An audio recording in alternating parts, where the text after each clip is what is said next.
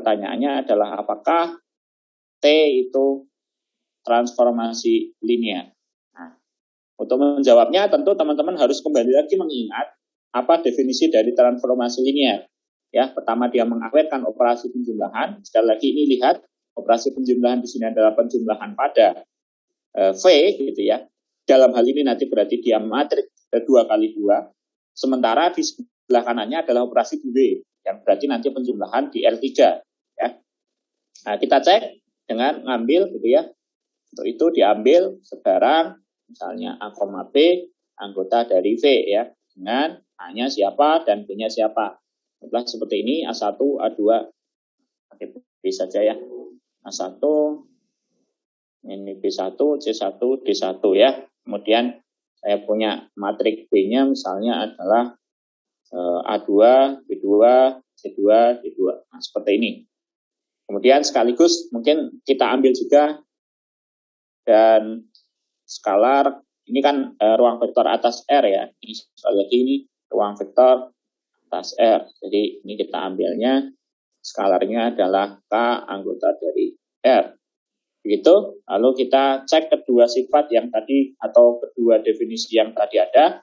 Yang pertama adalah dia harus mengawetkan operasi penjumlahan. Jadi berarti T ya dikenakan pada A plus B. Yang ini berarti T dikenakan pada, hanya kita tuliskan seperti ini, berarti A1, B1, C1, D1.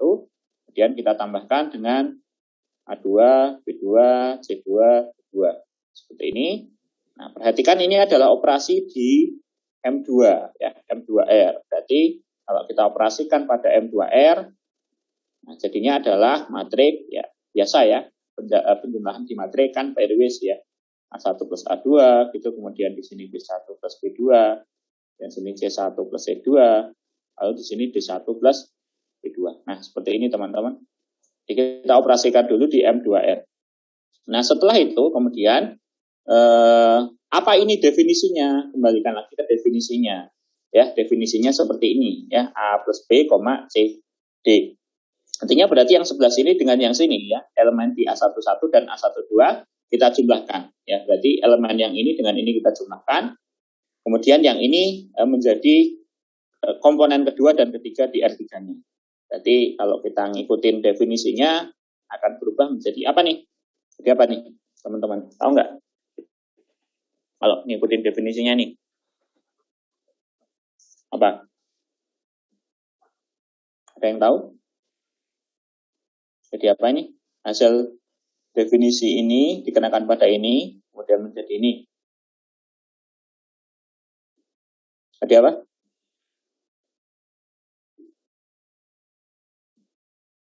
Halo? Paham nggak ya maksud saya ya? Jadi ini kan definisinya ini ke sini ya, teman-teman ya. Berarti kalau dikenakan pada ini jadi apa?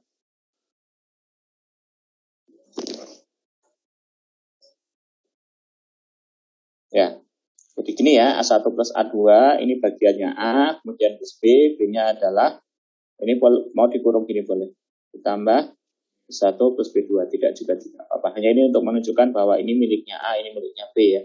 Koma C1 plus C2, koma D1 plus D2. Nah, seperti ini. Jadi ini adalah hasil transformasi dari matrik yang seperti ini. Nah, kemudian teman-teman yang kita butuhkan adalah nanti menjadi TA ditambah TB ya, menurut definisi dari transformasi linear. Jadi ini harusnya jadi TA tambah TB.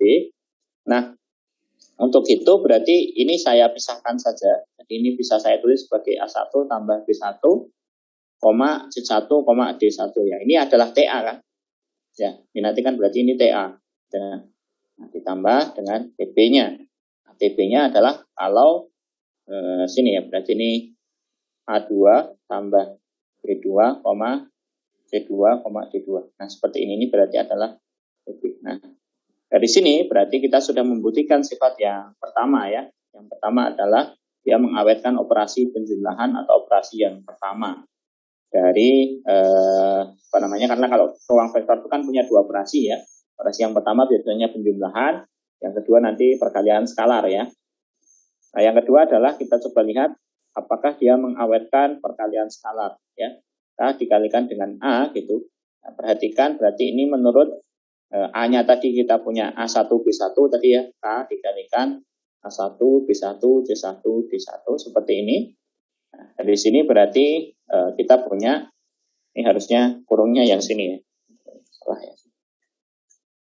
Ini harusnya kurung juga, ini yang matrik ya. Ini yang matrik. Seperti ini.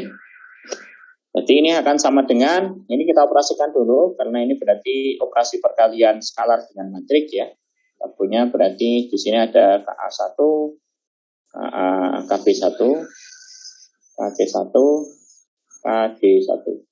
Ini. Lalu kemudian kita kembalikan ke definisi dari transformasi linearnya. Seperti ini. Jadi berarti apa ini?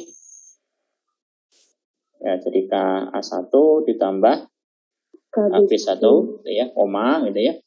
Koma apa nih?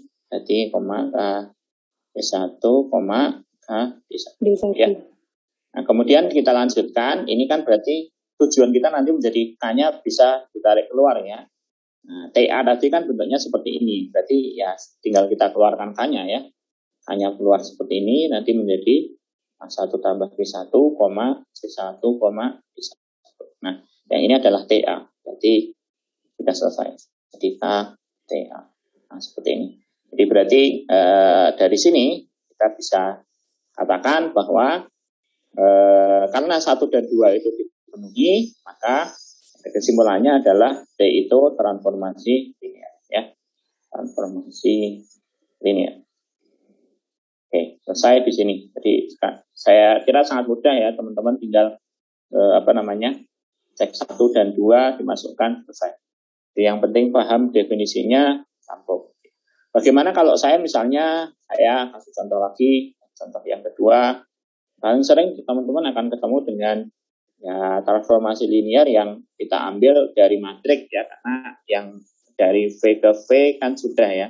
Kalau yang lain nanti mungkin teman-teman bisa explore dengan kalau lapangannya kita ganti ya, misalnya lapangannya diganti ZP gitu ya. Oke, jadi misalnya V-nya masih sama, saya ambil M2R seperti ini. Kemudian saya punya W-nya R saja ya, R1 atau ruang vektor yang sama dengan seluruh bilangan real saja. Nah, saya definisikan misalnya T gitu ya, dari V ke W dengan definisi T dikenakan pada A gitu ya. Maksudnya ini untuk setiap A yang ada di V ya tentunya, sama dengan misalnya determinan A.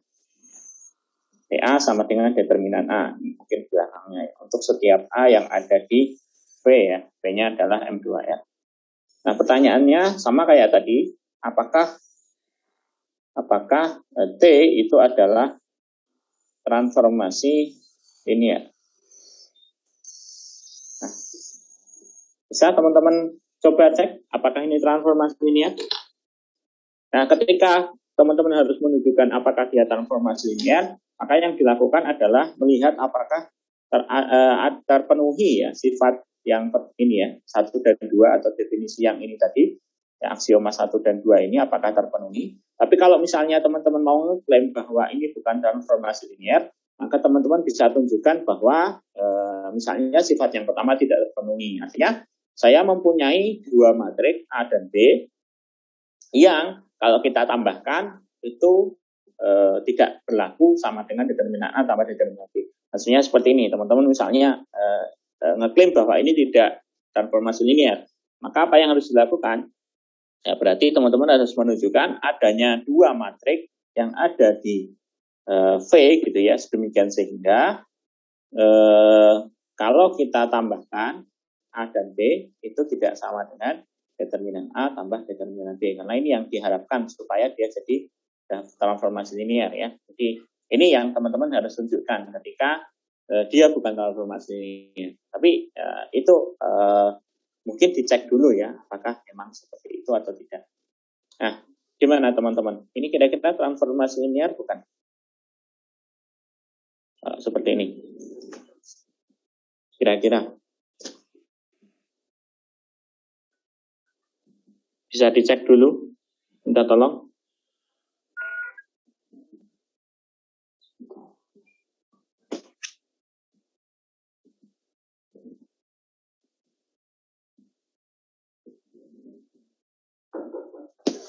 Oke, sebentar ya datamu.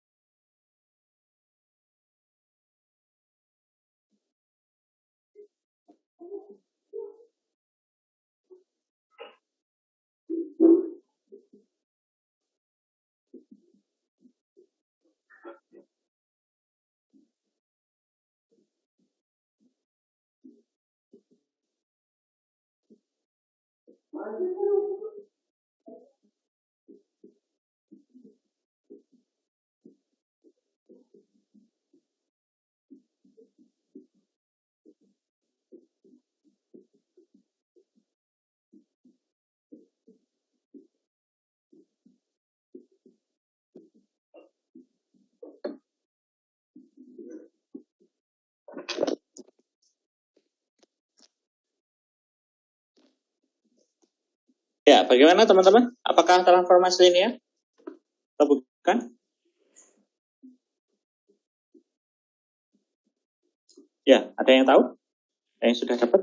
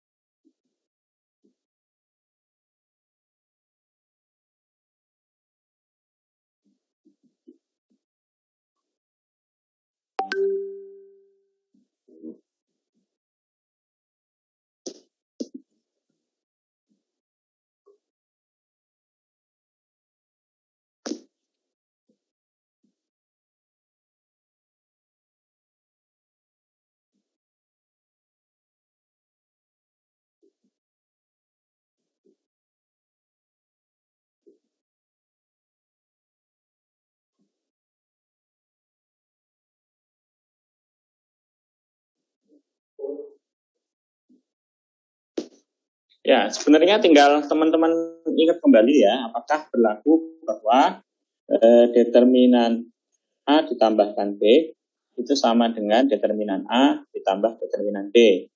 Ini berlaku nggak ya kalau di matrik itu? Enggak, Pak. Enggak ya. Jadi sifat ini tidak berlaku ya, sehingga ini klaimnya bukan merupakan transformasi linear karena kita tahu bahwa ya ini. Jadi kalau teman-teman ingat di Ale itu ada teori yang bilang bahwa determinan A plus B tidak sama dengan ya, tidak sama dengan determinan A ditambah determinan B. Nah, teman-teman kalau sudah tahu itu untuk ngeklaim lebih jauh bisa diambil contoh saja ya. Jadi bisa dikatakan bahwa ini bukan ya, karena gitu ya, karena kita punya misalnya A anggaplah berapa ya, 1, 2, 1, 3 misalnya, kemudian saya punya B misalnya 1, 1, 0, 1 misalnya. Nah, kita coba cek sedemikian sehingga ya determinan atau TA plus B ini kita bisa tulis TA plus B yang ini sama dengan berarti determinan A plus B ya menurut menurut definisinya tadi. Nah, determinan A plus B adalah determinan dari, ingat ya, kalau garis lurus ini maknanya adalah determinan ya, 2, 3, 1, dan 4 seperti ini. Nah, ini determinannya adalah berapa nih? 8 dikurangi 5 ya. Sementara kita tahu bahwa determinan A sendiri, determinan A itu adalah 3 dikurangi 21 ya, dan ini juga 1. Nah, tidak sama dengan 2 yang sama dengan determinan A ditambah determinan B. Atau yang ini merupakan TA plus TB. TA plus TB. Ya, jadi kalau diperhatikan berarti ini ada tanda tidak sama dengan ya. Maknanya berarti TA plus B itu tidak sama dengan TA plus TB. Ya, jadi seperti itu. Dari kalimat ini maka bisa kita nyatakan bahwa dia bukan transformasi linear. Ya, jadi teman-teman bisa memanfaatkan sifat-sifat yang sudah ada di materi-materi yang terdahulu ya untuk melihat apakah sebuah definisi atau fungsi itu menjadi transformasi linear atau bukan. Nah, seperti itu ya. Saya kira dua contoh ini sudah cukup mewakili ya untuk melihat apakah sebuah himpunan merupakan transformasi linear atau tidak. Nah, teman-teman juga bisa mengkomposisikan, menginverse ya, sudah ada di modul, teman-teman tinggal baca sebenarnya. Jadi ada, kalau misalnya saya punya T gitu ya, ya T1 lah katakan, dari V ke W gitu ya. Kemudian saya juga punya T2, misalnya dari W ke W ya. W ke X misalnya, masing-masing V, W, dan X itu adalah ruang vektor atas R misalnya, atas lapangan F bebas, ya, bisa F sebenarnya. Maka kita bisa mendefinisikan komposisi fungsi ya, komposisi transformasi ya namanya. Teorinya dia bilang bahwa ketika T1 dari V ke W dan T2 dari W ke X itu masing-masing adalah transformasi linear, maka ya T1 bundaran T2 yang definisinya kalau kita kenakan pada V kecil anggota dari V itu sama dengan berarti T dikenakan pada T1 ya. T1 dikenakan pada T2 dikenakan pada V. Nah, seperti ini ya. Jadi ini adalah transformasi linear juga. Jadi komposisi dari transformasi linear menghasilkan transformasi linear. Ya, seperti itu. Jadi saya kira ini hal yang cukup mudah untuk ditunjukkan. Untuk menunjukkannya teman-teman bisa ini karena sebuah teorema ya sebenarnya ya. Ini teorema, maka harus ditunjukkan. Cara menunjukkannya ya kembali lagi ke definisi ya. Definisinya tadi yang dua ini kita tunjukkan. Ya, bolehlah misalnya kita tunjukkan ya. Yang pertama teman-teman bisa tunjukkan bahwa T1 bundaran T2 dikenakan pada V1 plus V2 ya. Sekali lagi ini adalah anggotanya V besar berarti. Ini kan karena T2-nya itu dari ini kebalik ya. Karena kalau T1 T2 dikenakan pada V kan nggak bisa ya. T2 kenakan V kan nggak bisa karena posisinya V itu adalah kalau T2 harus kena W ya. Ini berarti terbalik. Ini berarti T2 dikenakan T1 ya. T2 bundaran T1. Supaya kalau ini dikenakan pada V itu nyambung ya. Nanti dari T1 dikenakan pada V itu masuk ke dalam W. Nah, kemudian dari W kenakan T2 kan nyambung ya. Jadi T2 dikenakan T1 kenakan pada V. Jadi teman-teman kalau perhatikan misalnya di sini ada V, ini adalah W, kemudian di sini ada X gitu ya. Nah, misalnya T1 dikenakan pada V kecil ini, dia kan berarti menjadi T1V ya. T1V ada di W, karena tadi transformasi linearnya dari V ke W. Nah, kemudian kita bisa mengenakan ini pada T2 ya, T2, T1V ya. Jadi T2, T1V. Ya, ini posisinya berarti di X, karena T2 itu memetakan B, elemen-elemen B pada X. Ya, jadi cukup logis bahwa kemudian kita bisa mendefinisikan T2, ya, jadi sini T1, T2, bundaran T1 dikenakan pada X yang didefinisikan, dikenakan pada V yang didefinisikan sebagai T2 dikenakan T1V. Nah, seperti ini. Ya, jadi kayak komposisi zaman SMP gitulah. Komposisi itu SMA ya, kelas 1 ya. Ya, kelas 1 ya. Biasanya temannya inverse. Oke ya, jadi kalau kita ini berarti terbalik ya. Ini T2 dikenakan T1. Jadi rada aneh saya. T2 bundaran T1. Nah, ini teman-teman ingat definisinya, bahwa definisinya adalah T2, T1 plus V2. Ini ya. Nah, karena T1 adalah transformasi linear, berarti ini jadi T2 ya, jadi T1 V1 ditambah T1 V2. Sekali lagi ini karena dia transformasi linear ya. Berarti kan ini karena transformasi linear. Nah, kemudian dari sini kita bisa manfaatkan T2 sebagai transformasi linear. Ingat bahwa ini berarti nanti anggotanya W ya. Ini juga anggotanya W. Nah, karena T2 adalah transformasi linear dari W ke X, berarti ini jadi T2, T1, V1, ya, ditambah T2, T1, V2. Nah, seperti ini ya. Jadi ini. Maka sifat yang pertama kelar, kan? Sifat yang kedua atau aksioma yang kedua, nanti T2 bundaran T1 dikenakan pada K T1, ya. Ini apa nih? Nah, ingat kembali lagi definisinya transformasi atau komposisi transformasi. Berarti T2, T1, K V1, gitu ya. Nah, terus kemudian karena ini T1-nya transformasi linear ya, T1 translin, gitu ya.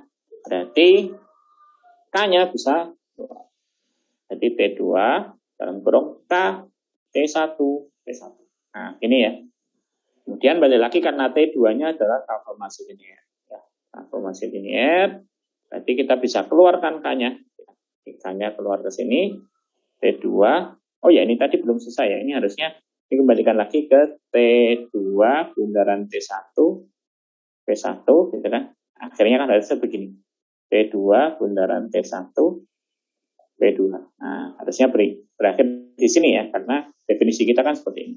Nah, ini berarti sama ya. Jadi K-nya bisa keluar, T2, T1, P1.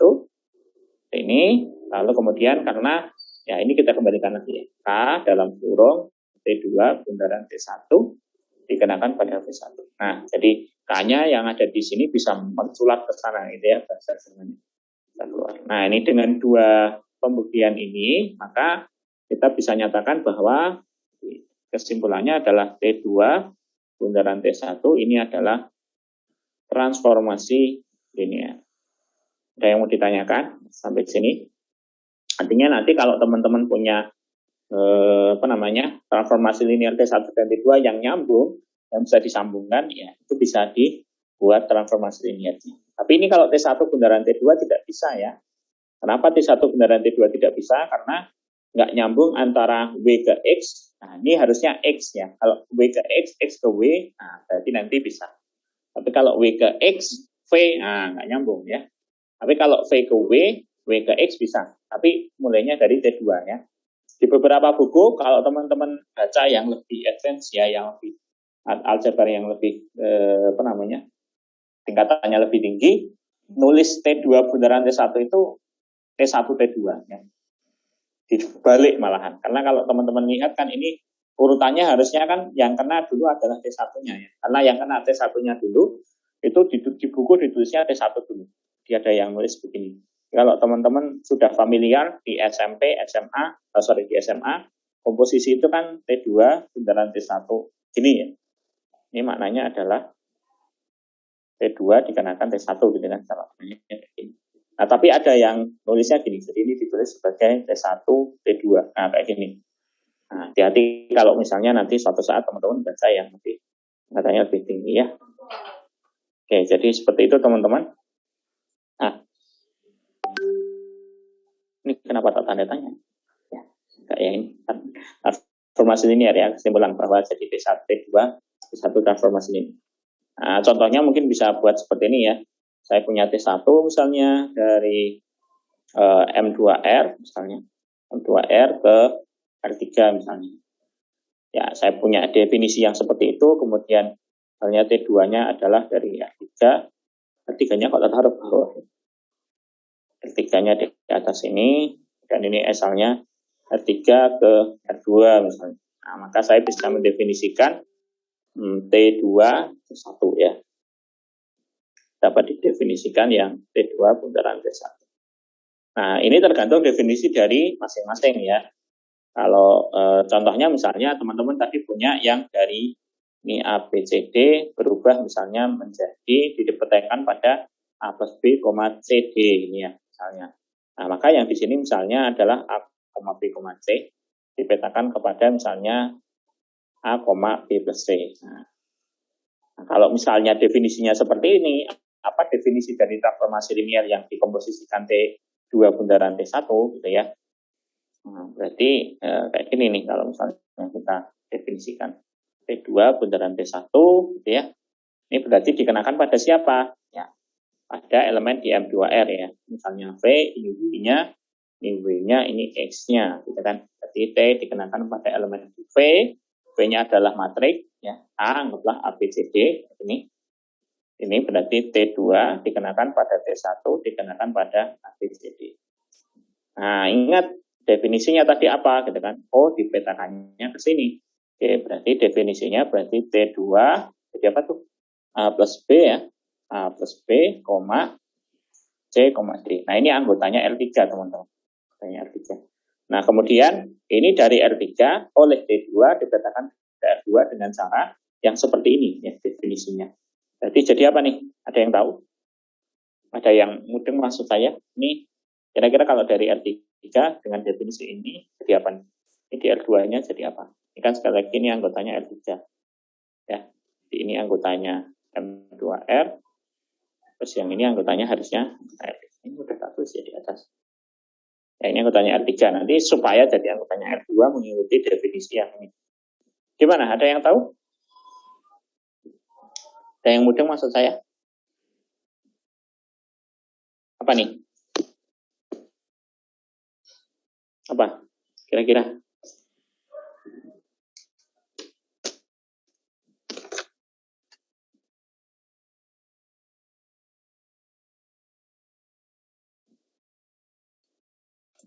A plus B, C plus D bukan Pak? A plus B, ya.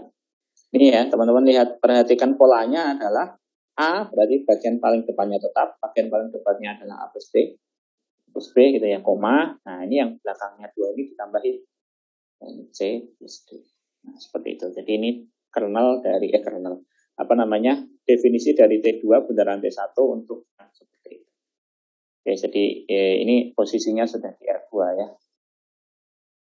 Seperti itu. Nah, kita selesai dengan komposisi transformasi ya. Ada invert juga, tapi saya tidak bahas di sini, nanti takut waktunya tidak keburu ya. Nah, kita akan bahas sesuatu yang mungkin dulu juga sudah sempat kita bahas juga, image dan kernel ya. Image dan kernel. Apa itu kernel gitu ya, apa itu image? Ini secara definisi mungkin teman-teman sudah pernah ya. Jadi image itu adalah peta ya. Jadi kalau teman-teman belajar di dalam fungsi ya, jika kita punya T di sini ya, T itu memetakan P ke W gitu ya, seperti ini. Setelah ini adalah W-nya. Nah, karena ini transformasi linear, di modul sudah saya tuliskan bahwa 0V itu selalu dipetakan ke 0V ya, 0W sorry. Jadi kalau saya punya 0V di sini, maka oleh T pasti dipetakan pada 0W. Artinya prapetanya 0W itu tidak kosong, selalu ada. Nah, jadi selalu ya 0V, 0-nya V, kita tadi punyanya V, atau mungkin saya nulisnya seperti ini ya, teman-teman ya. Ini V gitu ya. Ini adalah T-nya ya. Jadi T itu selalu memetakan 0-nya V ke 0-nya W, itu selalu. Nah, kalau misalnya tidak hanya 0V yang dipetakan pada 0W, saya ulangi, kalau tidak hanya 0V ya yang dipetakan pada 0W, maka himpunan yang tadi ya yang dipetakan pada 0-nya W ya sebesar apapun himpunan itu, maka ini akan menjadi kernel ya yang disebut sebagai kernel dari T. Nah, jadi secara definisi apa itu kernel? Jadi kernel itu adalah kernel T itu adalah himpunan ya, himpunan yang ada di mana? Yang ada di V. Jadi V kecil anggota dari V besar ya. Dengan syarat apa? T kalau saya kenakan pada V itu harus menjadi 0-nya V. Nah, ini yang kita sebut sebagai kernel ya. Jadi sekali lagi dia adalah himpunan. Himpunan yang dipetakan pada 0W ya. Nah, kalau namanya transformasi linear, ingat ya, ini sudah selesai ya. Jadi definisinya kernel itu seperti ini ya. Bahasanya gampangnya ya elemen yang dipetakan pada 0 ya. Jadi ini adalah elemen dari domain yang dipetakan pada 0 ya. 0-nya W tapi ya 0-nya miliknya W. Nah, lalu apa itu image ya? Apa itu image? Jadi ini tadi adalah keterangan tentang kernel. teman-teman. Ini adalah keterangan tentang kernel. Lalu apa itu image? Ya, jadi image itu kalau gambarannya seperti ini. Setiap fungsi itu kan harus memetakan seluruh elemen yang ada di domain. Ya. Jadi kalau ini kita sebut sebagai domain, V-nya sebagai domain, maka dia setiap elemennya harus terpetakan ya, tepat satu pada elemen W. Kalau nggak begitu kan nggak jadi fungsi ya. Nah, tapi tidak seluruh elemen W itu terkena peta dari V. Ya, ingat fungsi kan seperti itu ya. Kalau terkena semua nanti namanya surjektif kan ya. Tapi kalau tidak semuanya ya hanya fungsi saja ya. Nah, artinya ketika saya membuat transformasi linear yang dia notabene adalah sebuah fungsi, maka tidak seluruhnya elemen yang ada di W itu terkena peta dari V. Nah, bagian-bagian yang kena peta, yang saya buat atau saya lingkarin merah ini, ya termasuk tentu di dalamnya ada pasti 0W, yang seperti ini yang kita sebut sebagai image dari T. Ya, jadi kernel itu adalah bagiannya V, sementara image adalah bagiannya W. Ya, ingat-ingat ya. Jadi kernel adalah bagiannya V, sementara image adalah bagiannya W. Sehingga kalau kita definisikan apa itu image dari T, ya, atau kadang kalau di buku ditulisnya int gitu ya. Nggak tahu saya di modul pakai kurung atau enggak. Kalau kernel kita sebutnya ker gitu ya, T, notasinya. Nah ini apa? Ya berarti dia adalah menghimpun elemen di W, gitu ya. W kecil yang ada di W besar, ya, elemen-elemen W, sedemikian sehingga ya ada V di V yang petanya V itu adalah W. Ya, jadi bahasa matematisnya kurang lebih seperti ini ya. Jadi sekali lagi elemen di W yang punya prapeta ya di V. Ya. Berarti kan ada V di V yang petanya itu adalah si W tadi ya. Jadi ini adalah image dari T ya. Jadi ini definisi dari image T. Kalau bahasa gampangnya ya adalah elemen W, elemennya W atau elemen dari kodomain yang mempunyai prapeta ya. Mempunyai prapeta. Sekali lagi karena tidak semua fungsi itu mempunyai prapeta. Nanti kita akan bahas lebih lanjut tentang bagaimana kalau fungsinya itu injektif. Nah, nanti dikasih nama khusus, namanya monomorfisme. Bagaimana kalau fungsinya surjektif atau seluruh elemen di W terkena ya ada prapetanya, maka disebutnya epimorfisme. Nah, kalau injektif sekaligus subjektif atau bijektif, maka kita sebutnya sebagai isomorfisme, gitu ya. Jadi ini adalah bagian yang struktur-struktur penting yang nanti dipakai terus ya, sebenarnya banyak terpakainya. Oke, sampai di sini semoga cukup jelas ya. Jadi bagaimana cara mencari kernel dan image dari sebuah transformasi linear? Nah, teman-teman bisa lihat ya, misalnya tadi kita punya sebuah transformasi linear dari M2R menuju kepada, ini contoh di sini, menuju kepada R3 misalnya. Nah, bagaimana kita menentukan kernel dan image-nya? Tentu itu berdasarkan atau based on definisinya ya. Jadi dengan definisi misalnya karena sama-sama dari M2R ke R3, kalau definisinya berbeda maka bisa berbeda. Yang tadi aja ya, kita pakai yang tadi T karena kita buktikan dikenakan pada ABCD seperti ini adalah matriks, itu petanya adalah apa tadi ya? A plus B kalau nggak salah ya, C, D. Ini ya. Oke, jadi ini yang menjadi definisi kita. Lalu bagaimana dengan kernelnya ya? Kernelnya, jadi ingat-ingat kembali lagi kernel dari T. Kernel dari T itu adalah siapa tadi? Ya, berarti A yang ada di M2R, ya. A anggotanya M2R dengan syarat berarti TA sama dengan nolnya R3. Ya, ingat nolnya R3 berarti adalah 000 ya. Sorry, ini tutup kurung berawal ya, karena ini himpunan ya. Tidak adalah himpunan. Jadi, gimana nih? Ya, misalnya A-nya kayak tadi. Jadi ini adalah matriks A, B, C, D, ya, anggota M 2R dengan syarat T dikenakan pada A, B, C, D tadi itu adalah 0 ya. Nolnya R3 adalah seperti ini ya. Atau berdiri boleh, sejajar seperti ini boleh ya. Karena ini tadi sudah sejajar, saya bikin sejajar saja. Bikin notasi yang begini 0,0,0. Ya, ini ya. Nah, kita lagi lanjutin dengan definisinya tadi. Berarti dia adalah matriks ABCD ya, anggota M2R dengan syarat. Nah, ini apa nih definisinya? Definisinya tadi kan yang ini. Berarti ini masuk ke sini. Set, gantikan ini. Berarti dia adalah A plus B, C, D yang sama dengan 0,0. Nah, ini nih.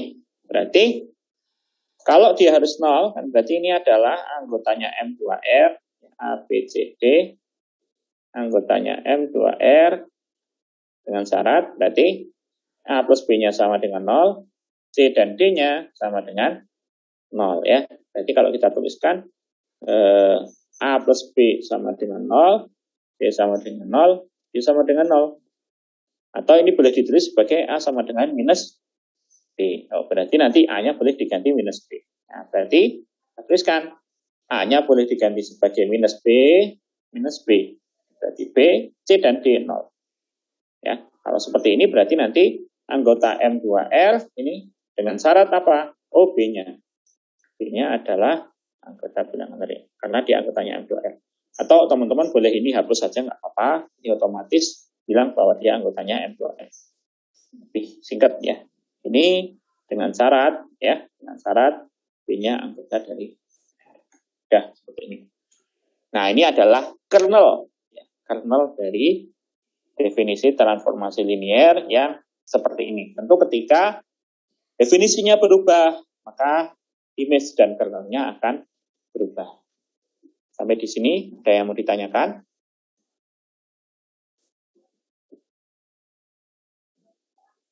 Tidak ya, ada masalah ya. Nah, kalau untuk kernel atau image itu biasanya kita lebih condong untuk melihat apakah fungsinya subjektif atau tidak ya. Untuk menunjukkan subjektif, teman-teman ingat ya, kita sudah pernah belajar tentang fungsi subjektif. Jadi biasanya kalau subjektif berarti nanti image-nya adalah R3. Seringnya seperti itu, seringnya fungsinya subjektif ya, lebih seringnya. Nah, untuk menunjukkan bahwa subjektif, masih ingat ya, subjektif itu yang gimana? Subjektif itu gimana? Fungsi itu akan menjadi subjektif. Ya. Subjektif itu kan berarti setiap elemen di sini itu punya prapeta ya. Ya. Berarti cara menunjukkannya adalah diambil ya sebarang W kecil di elemen W besar gitu ya. Kalau transformasi linearnya ini dari V ke W. Kayak gini. Dan ditunjukkan ada V kecil di V besar, demikian sehingga V dikenakan pada V kecil sama dengan W kecil. Jadi ini yang teman-teman harus tunjukkan ketika mau menunjukkan sebuah fungsi itu subjektif ya. Kita ngambil elemen di peta, kita ambil elemen di peta, kita harus tunjukkan bahwa dia punya prapeta. Kalau menunjukkan subjektif ya. Nah, untuk melihat image ya biasanya kita lihat dengan melihat apakah dia subjektif atau tidak. Nah, kayaknya ini subjektif ya teman-teman. Cara menunjukkannya ya kita ambil sekarang. Ya, diambil sebarang W kecil anggota W besar yang sama dengan R3. Dengan W-nya sama dengan misalnya X1, X2, X3.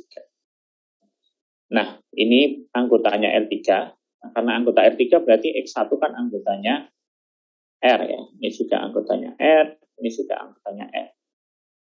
Nah, maka ya karena ini anggotanya R, anggota R itu kan bisa saya nyatakan sebagai jumlahan dua bilangan real ya. Jadi X1 itu kan misalnya jumlahan dari A plus B dengan masing-masing ini anggota R.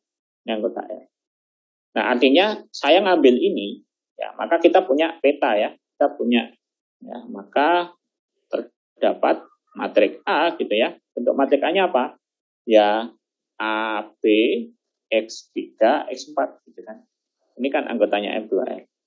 Ya, jadi selalu setiap saya ngambil W, ya, maka W yang X1, X2, X3 ini bisa punya parapeta ya. A, B, X3, X4, anggota M2R ini mungkin bisa tambahin keterangan dengan A plus B-nya sama dengan X1 gitu ya.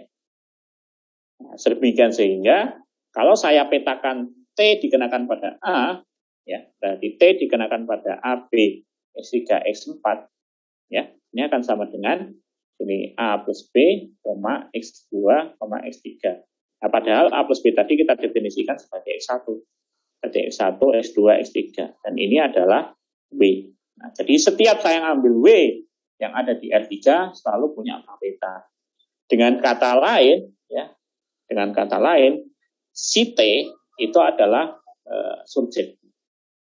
Nah, ketika dia subjektif, maka image T itu akan sama dengan seluruhnya W, sama dengan W atau si R3 sendiri. Ya, jadi kalau teman-teman ingat tadi subjektif, ketika dia subjektif, maka si lingkaran biru ini akan meluas menjadi si W. Ya, saya sampaikan ya. Kalau dia subjektif kan berarti semua elemen di kodomain itu punya parapeta. Ya, berarti kan yang biru ini si image-nya ini akan meluas sampai menjadi yang hitam ya, sama persis dengan W. Nah, jadi itu teman-teman, ketika teman-teman mencari image, karena seringnya image itu sama dengan R3-nya ya, seringnya ya. Lebih sering. Kalau tidak, lebih rumit malah mencarinya. Oke, seperti itu. Ada yang mau ditanyakan dulu? Nah, di sini contoh image. Nah, karena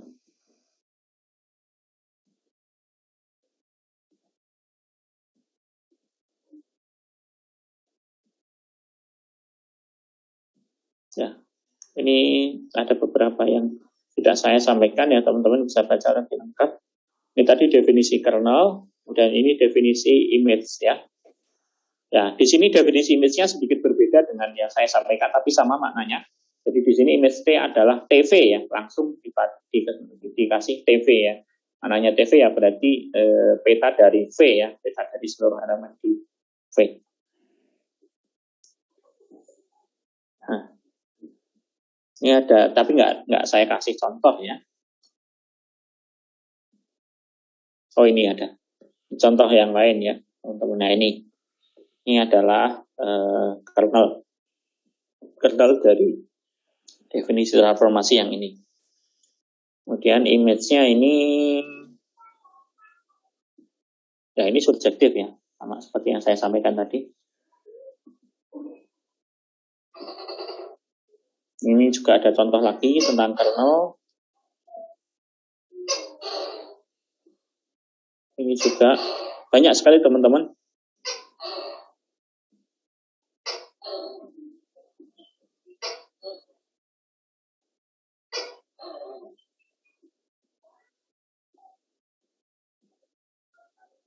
Nah,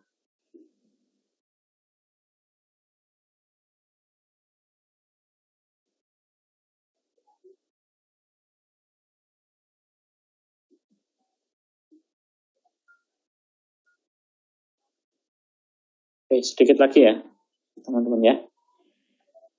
Oke, kita lanjutkan. Tadi sudah sempat kita bahas yang di sini bahwa kernel dari T itu adalah bagiannya V ya.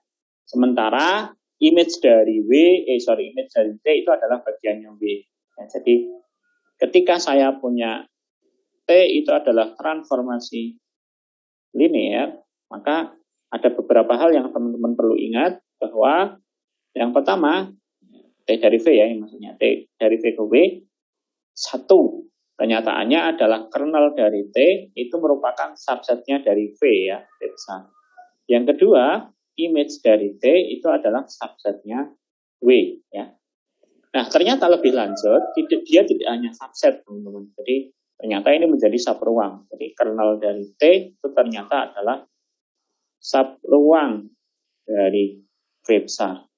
Kemudian image dari T bisa ditebak berarti dia menjadi subruang dari W. Ya, masih ingat nggak ya cara menunjukkan sebuah himpunan itu subruang dari ruang vektor? Caranya gimana? Yang masih ingat? Ingat ini adalah ruang vektor, ini juga ruang vektor ya. Artinya ada kemungkinan bahwa subhimpunannya menjadi subruang ya. Nah, gimana cara menunjukkannya? Bahwa kernel dan image adalah subruang.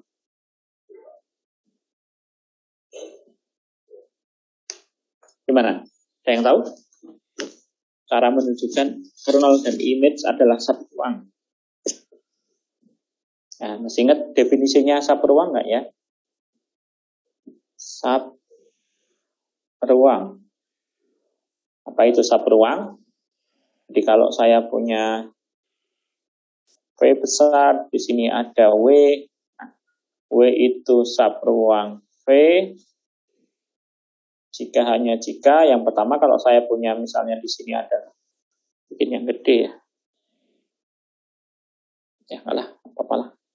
Karena ini ada W1, ini ada W2, maka jumlahan W1 dan W2 itu ada di dalam gitu ya. Terus kemudian untuk sebarang skalar K gitu ya. Maka K yang ada di F itu kalau saya kalikan dengan W1 itu masuk di dalam. Jadi ada di sini KW1. Di jumlahan sama hasil kalinya mirip dengan definisi transformasi tadi ya. Dan intinya kalau saya punya dua elemen di W, saya tambahkan, maka dia masuk lagi ke dalam W. Gitu ya. Kan jelas bahwa jumlahannya masuk ke dalam V besar, tapi belum tentu masuk ke dalam W, ya, W besar. Nah, yang kedua, kalau saya punya skalar K yang ada di F, ya, W-nya ada di dalam W besar, apakah kalau saya kalikan K dengan W kecil, W1 kecil ini ya, yang anggotanya W besar itu masih masuk di dalamnya. Nah, ini definisi dari subruang ya, teman-teman ya. Jadi berarti kalau mau menunjukkan bahwa kernel T itu subruang dari V, gimana? Ya, berarti kita ambil dua elemen ya.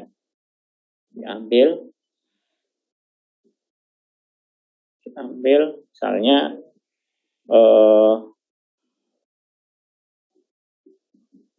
dua elemen di kernel ya. V1 adalah V1, V2 anggota dari kernel T ya.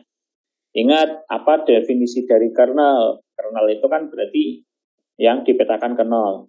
Kalau dia anggotanya kernel berarti TV1 sama dengan TV2 sama dengan 0 ya. Jadi kita punya modal ini untuk menunjukkan nanti jumlahnya 0. Nah, padahal yang harus kita tunjukkan adalah V1 plus V2 anggota dari kernel T ya. Yang akan ditunjukkan kan ini. V1 tambah V2 anggota dari kernel. Kenapa begini? Karena tadi jumlahannya harus masuk ke dalam subhimpunan tadi. Nah, berarti ya kita kenakan saja TV1 ditambah TV2, TV1 ditambah V2 ya. Kan ini supaya jadi anggotanya kernel harus 0 gitu. Nah, padahal T-nya transformasi linear. Nah, kalau transformasi linear kan berarti berlaku TV1 ditambah TV2 gitu kan. Nah, ini 0, ini juga 0. Nah, 0 tambah 0 ya 0. Oh, V1 tambah V2 dipetakan ke 0. Nah, berarti sudah terbukti ya bahwa dari sini kita ambil kesimpulan V1 tambah V2 anggota dari kernel T.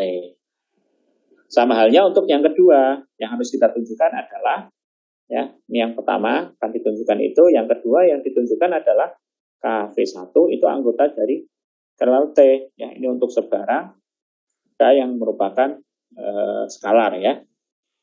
Nah, sama kayak tadi, dikenakan saja pada T. T K V1 hanya keluar karena dia transformasi linear. K V1. Ya. Nah, ini 0. Kenapa 0? Karena V1-nya anggota kernel. TK dikalikan 0. 0. Nah, berarti yang ini anggotanya kernel. Mana tuh? Oke, jadi berdasarkan dua hal ini, yang ini sama yang ini, maka kita simpulkan bahwa kernel T itu tidak hanya menjadi subhimpunan saja, tapi kernel T itu merupakan subruang dari V besar ya, subruangnya V besar. Jadi dia tidak hanya menjadi yang bagian ini tadi, tidak hanya menjadi subhimpunan, tapi sekaligus menjadi subruang. Nah, kalau menjadi subruang berarti dia itu punya dia merupakan ruang vektor. Kalau ruang vektor berarti dia punya basis. Kalau punya basis berarti nanti punya dimensi. Nah, pertanyaannya bisa menjadi apa basisnya kernel? Berapa dimensinya kernelnya? Gitu. Berapa dimensi dari image? Apa basis dari image-nya? Bisa meluas sampai ke sana ya. Dan sifat-sifat turunan lain yang sebenarnya bisa kita eksplor banyak sekali. Jadi ya tugas saya hanya mengenalkan ya, teman-teman kalau tertarik bisa eksplor lebih lanjut. Nah, yang berikutnya kita mau menunjukkan bahwa image dari T itu adalah subruang di dalam W. Bagaimana cara menunjukkan bahwa kita akan menunjukkan bahwa image dari T itu adalah subruang dari W ya. Di mana W adalah prapeta ya, atau kodomain dari transformasi linear V. Ingat tadi T-nya dari V ke W ya, di mana kernel tadi subruangnya V, image adalah subruangnya W. Ini. Nah, sama halnya dengan yang tadi, ya kita ambil dua elemen di dalam T. Diambil misalnya W1, W2 anggota dari T, dari image ya, teman-teman ya. Jangan ngambil dari W, tapi dari image-nya. Karena yang mau ditunjukkan adalah image T-nya yang merupakan subruang.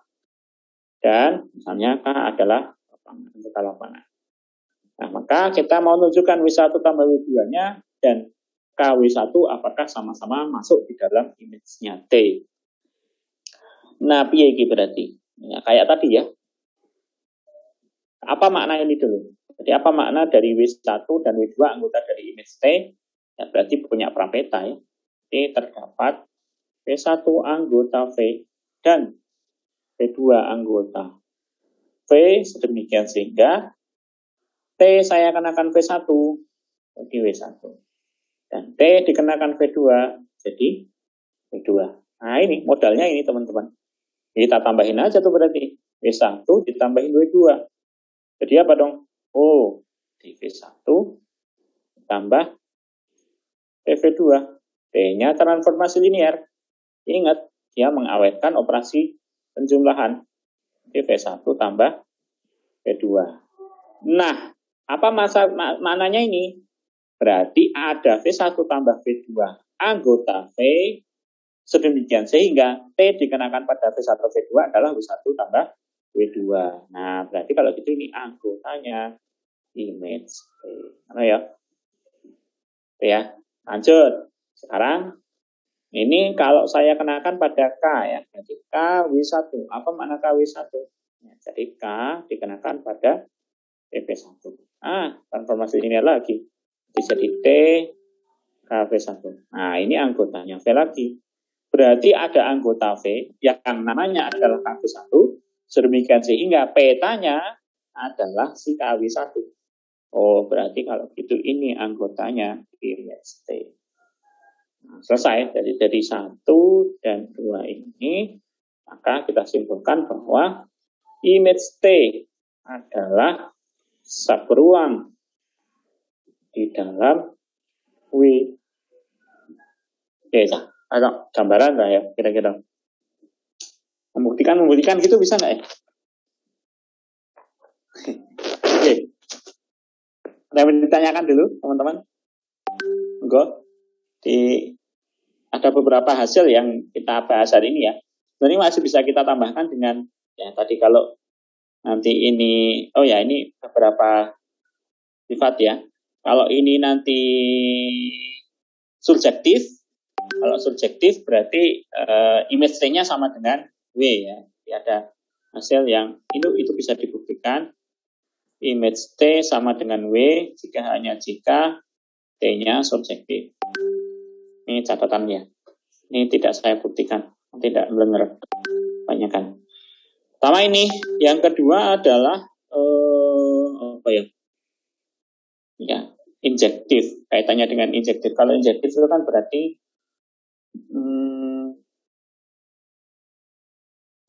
oh ya, ini sifat yang berikutnya adalah, nah kalau kernel T, ya, kernel T itu sama dengan singleton 0, nolnya W saja. Jadi kalau dia cuma satu doang, ini kan kernelnya T kan, 0V ya, kan 0V doang. Jadi kalau tadi kan kernel itu bisa banyak ya. Kalau kernelnya cuma singleton satu tok, yang hanya 0V-nya ini tok, gitu, tanpa ada yang elemen lain yang jadi kernel, maka ini jika ya T-nya itu injektif. Maka pasti T-nya injektif, dan kalau T-nya injektif maka kernelnya pasti sama saja. Jadi dua sifat ini yang bisa kita dapatkan dari keistimewaan fungsi injektif dan surjektifnya.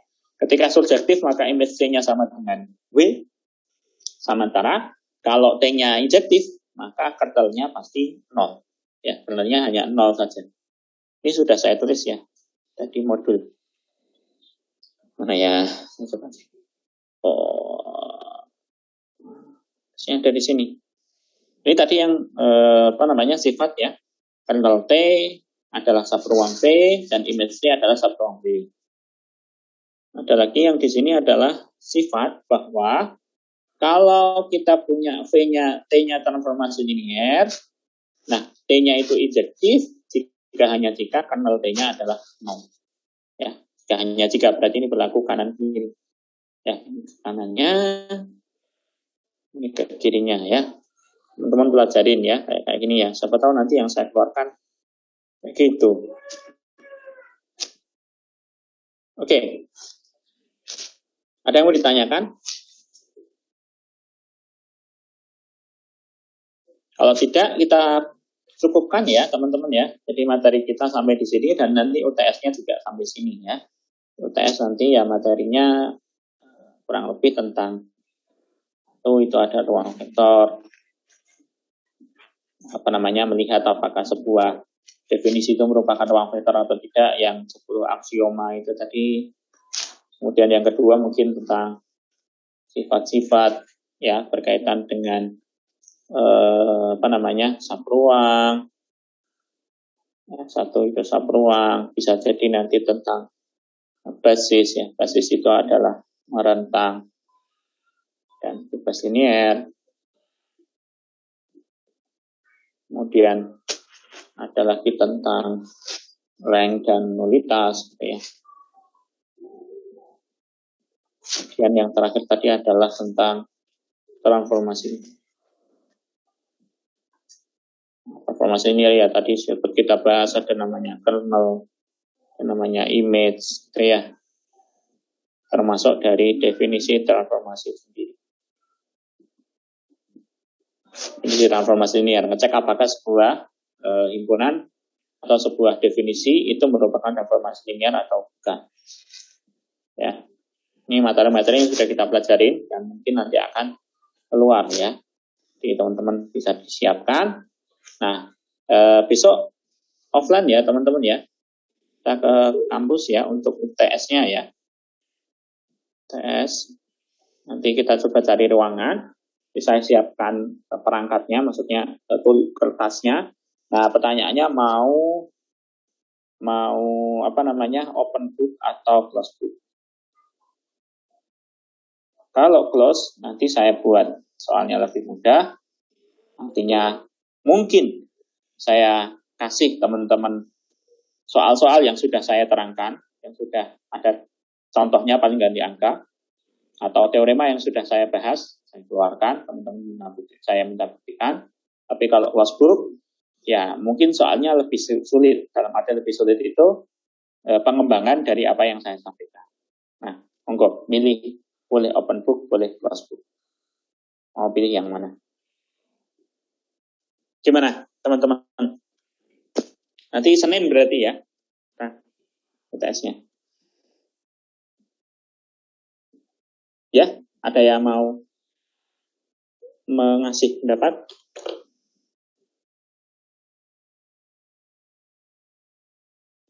Kalau enggak sudah sepakat gitu, ya, Ding. Yang ini open sama close-nya gimana? Kalau didiskusikan dulu bagaimana, Pak? Boleh, monggo.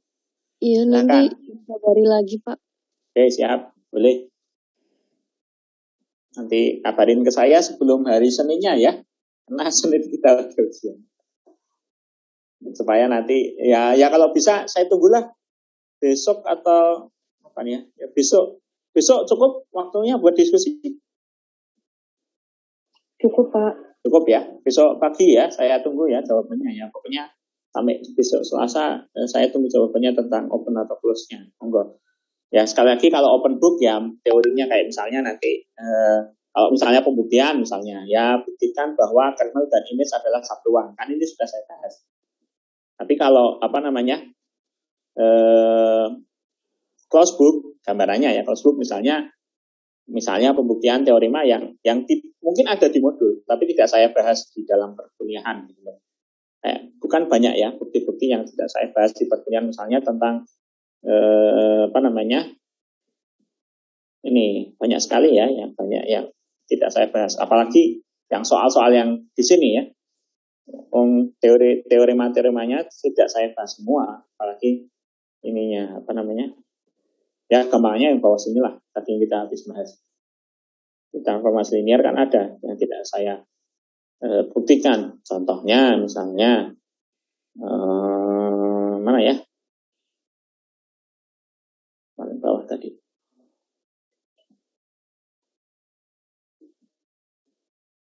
Ya kayak gini kan tadi sebenarnya tidak saya bahas. Misalnya ini yang keluarin. Buktikan bahwa ya jadi hanya jika kernel T sama dengan 0 gitu.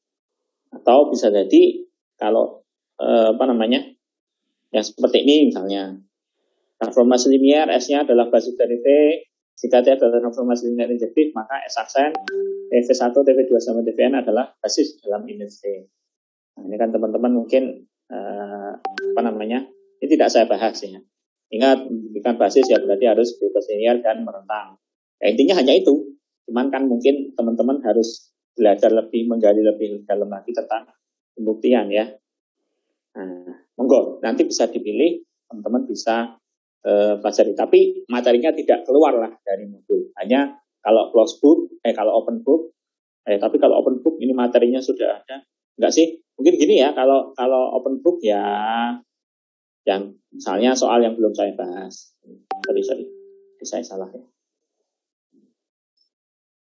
Hanya soal ada enggak ya di sini.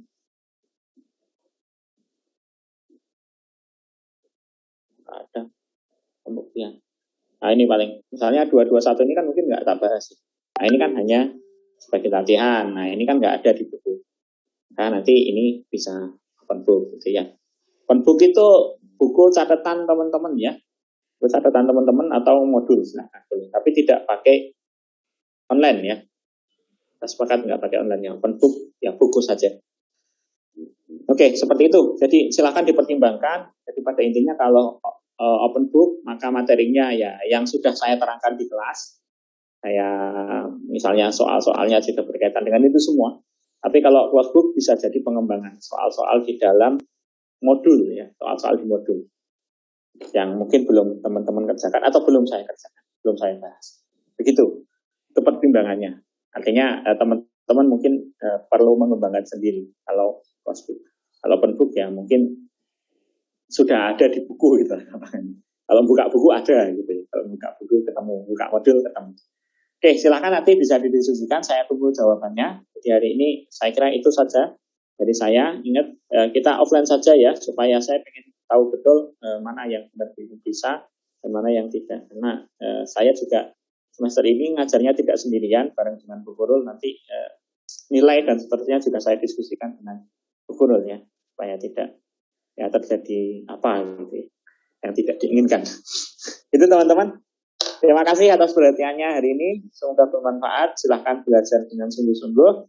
Bisa ngobrol, tanya dengan kakak angkatan teman-teman yang mungkin senang dengan aljabar ya untuk belajar bersama-sama. Sekali lagi terima kasih atas perhatiannya. Selamat pagi. Assalamualaikum warahmatullahi wabarakatuh. Waalaikumsalam. Waalaikumsalam warahmatullahi wabarakatuh. Terima kasih, Pak. Sami-sami.